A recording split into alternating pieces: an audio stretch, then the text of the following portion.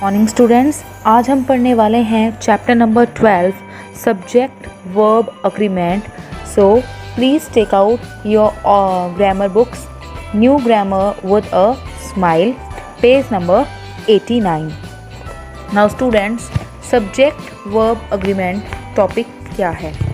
Subject verb agreement topic के अंदर आपको वर्ब और सब्जेक्ट से रिलेशन बताता है, जिसके अंदर आपको ये ध्यान रखना है कि एक सिंगुलर सब्जेक्ट के साथ हमेशा सिंगुलर वर्ब आती है और एक प्लूरल सब्जेक्ट के साथ हमेशा प्लूरल वर्ब आती है।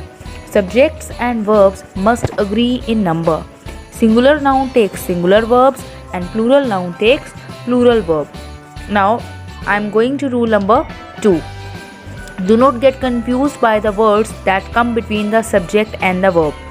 जैसे आपके पास कुछ वर्ड्स आ जाते हैं सब्जेक्ट और वर्ब के बीच में, तो उसके लिए आपको कंफ्यूज नहीं होना है। अब हम रूल्स यहाँ पे पढ़ने वाले हैं। यहाँ पे एक एग्जाम्पल देखिए, the dog that is chewing on my jeans is usually very playful. यहाँ पे एक्शन परफॉर्म करने वाला कौन है? The dog. डॉग के बारे में हम बात कर रहे हैं और डॉग यहाँ पे क्या है? सिंगुलर, इसलिए हमने यहाँ पे इज़ सिंगुलर वर्ब का यूज़ किया। The students who participated in the science week celebration were too tired to do their betas. अब यहाँ पे जो स्टूडेंट्स हैं, स्टूडेंट्स यहाँ पे ज़्यादा हैं, इसलिए हम इसके साथ क्या यूज़ कर रहे हैं? were। आपको ध्यान होगा, मैंने आपको क्लास में थंब रूल सिखाया था। आई के साथ एम, और ज़्यादा हो तो हम आर लगाते हैं, वर लगाते हैं, हैव लगाते हैं, और अगर एक ही हो तो सिंगुलर हो तो हम क्या लगाते हैं? इज़ एम आर में से इज़, was वर में से was, has are में से has. Now coming to rule number 3, prepositional phrases between the subject and verb usually do not affect agreement. जो prepositional phrases आती हैं वो कहीं भी subject और verb के बीच में वो affect नहीं करती। The paintings in the gallery, हम यहाँ पे बात किसकी कर रहे हैं? Paintings in the gallery are so expensive. Paintings in the gallery, ये क्या है? प्रपोजिशनल फ्रेज है, इन प्रपोजिशन है इसके अंदर, और पेंटिंग्स, बहुत सारी पेंटिंग्स में है की बात कर रहे हैं हम यहाँ पे, तो इसके साथ हमने क्या लगाया? Are. Rule number 4, when sentence जो है, जब भी कभी सेंटेंस कोई हेयर एंड देयर वर्ड से स्टार्ट होगा तो हेयर और देयर वर्ड के बाद the subject will always be placed after the verb. There is, here is या हेयर आर। यहाँ पे जो हेयर एंड देयर के बाद सिंगुलर वर्ब आ गई है, प्लूरल आएगी, वो किसके ऊपर डिपेंड करेगा? सब्जेक्ट के ऊपर डिपेंड करेगा। अब यहाँ पे आप देखिए नेक्स्ट वाला आपके पास जो सेंटेंस आता है, subjects join by and typically require a plural verb form. जो सब्जेक्ट्स दो सब्जेक्ट्स, अगर कोई दो सिंगुलर हैं, अगर वो एंड से ज्वाइन कर रहे हैं, या दो प्लूरल है तो एंड से ज्वाइन कर रहे हैं, तो उनको प्लूरल वर्ब फॉर्म ही लगती है। My sister and I love, not loves. यहाँ पे दो जने हो गए, एंड से ज्वाइन हो रहा है, तो हम यहाँ पे क्या वर्ड यूज़ कर रहे हैं? जो वर्ब यूज़ कर रहे हैं वो क्या यूज़ कर रहे हैं? Plural, love. अब देखिए, कई बार ऐसा होता है, कुछ ऐसे केसेस होते हैं जिसके अंदर एंड जरूर लगा होता है, लेकिन पर वो जो एंड वर्ड ज्वाइन किया हुआ है वो एक सजेस्ट कर रहा है सिंगल पर्सन को, या सिंगल थिंग को, या सिंगल आइडिया को। जब हम किसी सेम ही पर्सन के लिए दोनों बातें रेफ़र कर रहे हैं और एंड का यूज़ कर रहे हैं, तो उसके अंदर हम सिंगुलर वर्ब यूज़ करेंगे, ना कि प्लूरल। रूल नंबर 6 देखिए आ गया यहाँ पर, the verb is singular if the two subject separated by and are taken as one. Peanut butter and jelly, ये एक ही आइटम माना जाता है। is my favorite spread. Red beans and rice is the cafeteria's meal of the day. For example, bread and butter, ये एक single item consider की जाती है। जरूर इसमें एंड आ रहा है, लेकिन हम इसमें जो वर्ब यूज़ करेंगे वो क्या करेंगे? Singular. Each, everyone, every, everybody, anyone, anybody, someone, somebody, इन सब के साथ हमेशा सिंगुलर वर्ब्स आती है।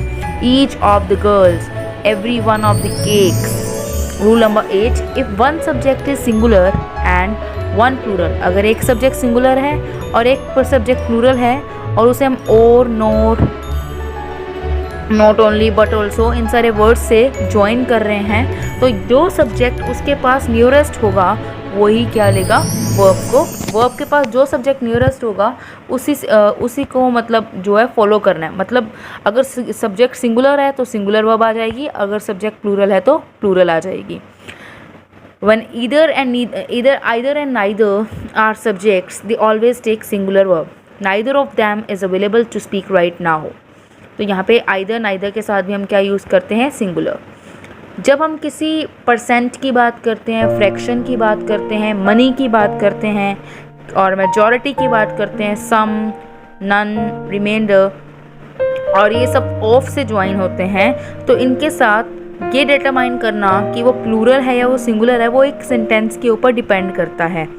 अगर मोर देन वन, जैसे यहाँ पे देखिए, आप यहाँ पे more than one student has tried this, none of the garbage was picked up, 1/3 of the city is unemployed.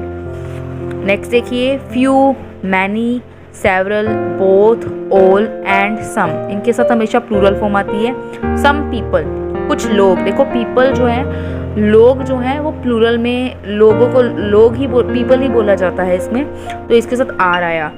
Few mountain climbers, इसके साथ क्या आया, हैव। और अगर आपके साथ ऐसा कुछ वर्ड आ जाए जिसमें लिखा हो मैनी मैनी के साथ ए वर्ड भी आए, तब आपने उसको सिंगुलर मानना है, प्लूरल नहीं मानना। If two infinitives are separated by and, उनको प्लूरल फॉर्म में लेना है। To swim and to run, यहाँ पे स्विम और रन दोनों ही वर्ब हैं, और उससे पहले वर्ड जो टू आया यहाँ पे, ये इन्फिनेटिव है। अगर कोई दो इन्फिनेटिव्स आ जाते हैं एंड उनको ज्वाइन करता है तो उसे हमें प्लूरल फॉर्म में लिखना है। कलेक्टिव नाउन्स, जैसे कि हम किसी कलेक्टिव नाउन्स क्या होते हैं, जब हम किसी पर्टिकुलर ग्रुप का नाम रख देते हैं, एक कॉमन नाम रख देते हैं, जैसे लोगों के एक ग्रुप को, भीड़ को हम क्राउड बोल देते हैं, फ्लावर्स के बहुत सारे फ्लावर्स हो तो हम उसे बुके बोल देते हैं, स्टूडेंट बहुत सारे हो तो क्लास में तो क्लास ऑफ स्टूडेंट्स बोल देते हैं। तो इनके साथ हमेशा, कलेक्टिव नाउन्स के साथ हमेशा सिंगुलर वर्ब आती है। बहुत से केसेस ऐसे भी होते हैं जब हम प्लूरल यूज़ करते हैं, लेकिन तब जब हम कलेक्टिव नाउन्स को एक सेपरेट, मतलब एक सिंगल आइटम ना मान के उस ग्रुप की तरफ, उस इंडिविजुअल ग्रुप की तरफ कहते हैं। जब एम्फसाइज्ड होता है इंडिविजुअल मेंबर्स पे होता है तो कलेक्टिव नाउन प्लूरल फॉर्म लेगा, प्लूरल वर्ब लेगा।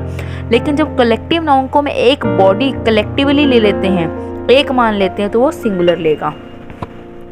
जैसे टाइटल्स हैं बुक्स के, मूवीज़ के, नॉवेल्स के, हमेशा इन्हें सिंगुलर लिया जाता है।